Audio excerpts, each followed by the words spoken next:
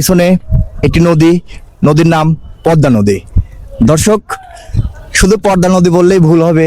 এই নদীতে আসলে অনেক কিছু, একের ভিতরে অনেক কিছু ফিল পাবেন।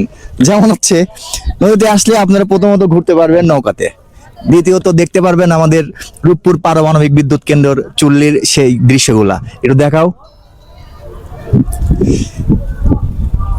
হ্যাঁ, এদিকে দেখাও। শুধু চললে না, পিছন সাইডটা দেখাও।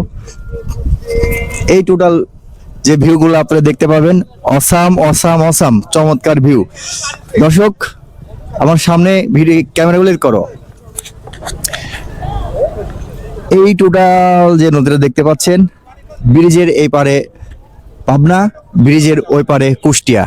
এখানে অনেক দূর দূরান্ত থেকে, বিভিন্ন জায়গা থেকে দর্শনার্থীরা এখানে ঘুরতে এসে থাকে।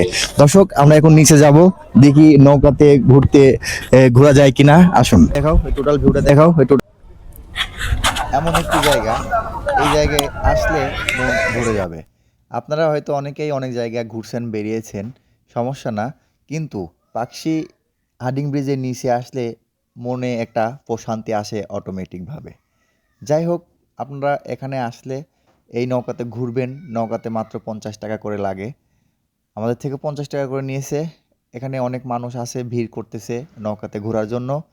আমরাও ঘুরবো নৌকাতে, আপনারা দেখতে পাবেন নৌকাতে পদ্মার নদীতে কিভাবে ঘুরি। আর এই নৌকাতে করে পারমাণবিক যে মূল 4টা চুল্লি আছে, সেই চুল্লির কাছাকাছি যেতে পারবো, আপনারা দেখতে পাবেন।